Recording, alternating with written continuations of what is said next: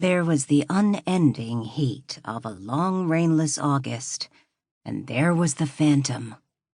There were times when Joyce Wales had brief nightmares in which she remembered them both, and they were always linked, the heat and the phantom. And yet they really were not connected in any way, although that summer of 1968 had surely been unusually warm and dry. Joyce had first heard vague whisperings about the phantom when her millionaire father had bought Benedict House a few years before. Following the death of her mother and his early retirement from business, her father, Roger Wales, had shown an increasing interest in his birthplace of Kennebunkport, Maine, and so they had begun to spend as much time there as possible. She'd been trying to get a start in the precarious world of the New York theater following graduation from Yale Drama School, and therefore had insisted they keep their city home so she'd be close to the theatrical scene during the fall and winter months.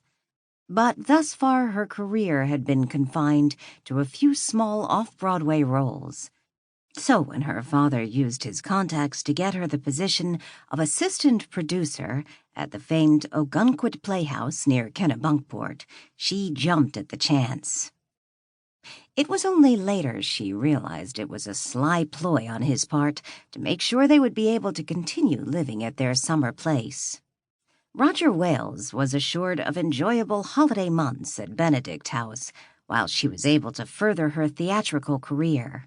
It was an eminently wise and pleasant arrangement which saw them in Maine from June through to late September, and by the time the hot August of 1968 came around, Joyce had been in her important post at the Playhouse for 4 seasons.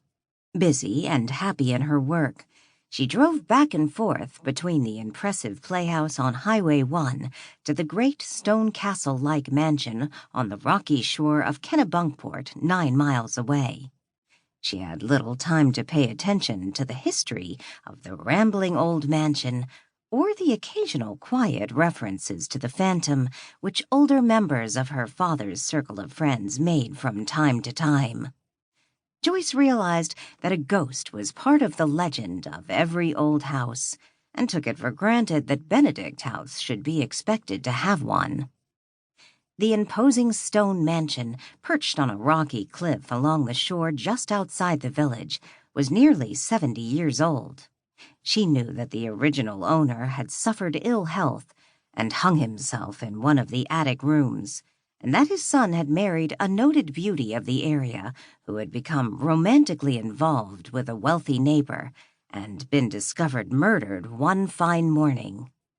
There had been ugly rumors about either the husband or the lover having been her murderer, but nothing had been proved at the time. The murder was listed as unsolved and the incident generally forgotten. But James Benedict, the husband, had been unable to face living on in the mansion after the tragedy and gossip. So he had sold the estate to a wealthy railroad man. The lover was killed in a hunting accident shortly after, and it seemed the Benedict murder would gradually be forgotten. But no one had counted on the phantom, which first appeared when the wealthy railroad executive and his family lived in the great stone mansion. Though all the principals in the tragedy had moved away or were dead, the phantom served in a small way to keep the memory of the murder alive. It was a stout, matronly woman named Olivia Sears who first mentioned the legend to Joyce. Olivia Sears was one of the wealthy women who regularly stayed at the elite Colony Hotel, which was situated within sight of Benedict House.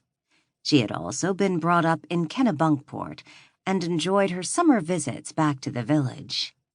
She came regularly to have cocktails and dinner with Joyce and her father. And it was on one of those serene afternoons when she and Joyce were sitting alone on the patio overlooking the ocean, waiting for Roger Wales to return from golfing, that the amiable widow brought up the subject. Resplendent in white linen and waved purple hair, the elderly woman leaned forward in her wicker chair to ask Joyce, "My dear, have you seen the phantom?"